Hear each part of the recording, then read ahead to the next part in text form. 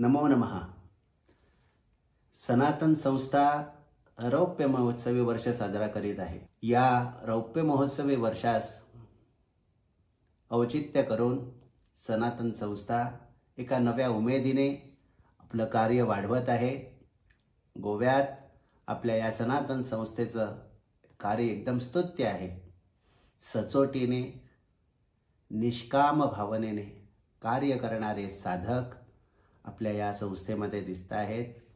परमपूज्यांनी जी बीज रोवली त्याची फळं जी आहेत ती आता हळूहळू समाजाला मिळताना दिसत आहेत।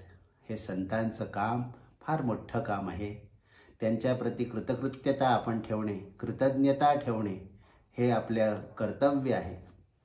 अशा या उत्सव प्रसंगी परमपूज्यांना वंदन। तसंच या कार्यक्रमाला आपल्या प्रभू रामांचं मंदिर स्थापित करून ज्यांनी फार मोठं योगदान प्रभू रामांच्या अयोध्येतल्या मंदिराला उभारण्यासाठी दिलेलं आहे, परमपूज्य ब्रह्मानंदाचार्य स्वामी महाराजांच्या सोबत त्यांनी कामही केलेले आहे, असे आमचे गोविंद देवगिरीजी महाराज।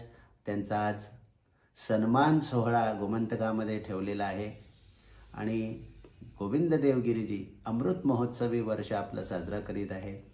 त्याबद्दल अत्यंत आनंद आहेच। आणि संतांचे पाय गोमंतकामध्ये परत परत लागावे, कारण त्याशिवाय गोमंतकाला पुनर्वैभव प्राप्त नाही करता येणार। संत परत परत यावेत हा संकल्प आमचाही आहे। आणि त्यामुळे आज गोविंद देवगिरीजी महाराजजी आज गोमंतकामध्ये आले, त्यांचे श्रीचरण आपल्या गोमंतकाला लाभले। आपण सर्व गोमंतकीयांना मी सांगू इच्छितो की आज आपल्यासोबत गोविंद देवगिरीजी आहेत, म्हणजे आपल्यासोबत साक्षात ज्ञानकोश आहे। आज आपल्या भारतामध्येच नव्हे विश्वभर त्यांचं काम जे आहे ते वाखाणलं जातं। त्यांचं भ्रमंती, त्यांची वैभवशाली ज्ञानवान वाणी समाज मन आज स्वीकारताना दिसतं। आणि मला वाटतं विशेष करून तरुण लोक स्वामीजींकडे आकृष्ट आहेत।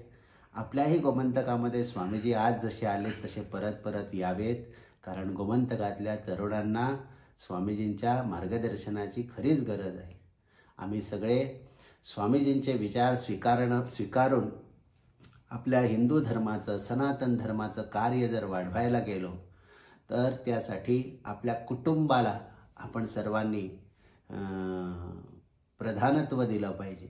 आणि आपलं जे सर्वांचं एकत्रित होऊन सगळ्या संस्था ज्या ज्या हिंदूंचं सनातन धर्माचं काम करणाऱ्या संस्था आहेत त्या मिळून एकत्रित होऊन या गोमंतकामध्ये सर्वत्र आपली जी गोमंतकीय संस्कृती आहे, हिंदू संस्कृती आहे, तिचा आपण सर्वांनी वृद्धी करण्यासाठी कल सर्व गोमंतकीयांनी ठेवला पाहिजे।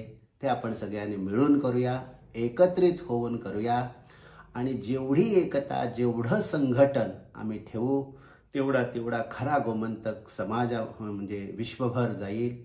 आणि गोमंतकाची जी संस्कृती आहे ही हिंदू संस्कृती आहे, याचा आपण सर्वांना प्रत्यय आणून देऊया। आमचं सर्वांचं भलं होवो आणि संघे शक्ती कलियुगे आपण सर्वांनी एकत्रित होऊन आपला हिंदू धर्म, आपलं राष्ट्र मोठं करूया।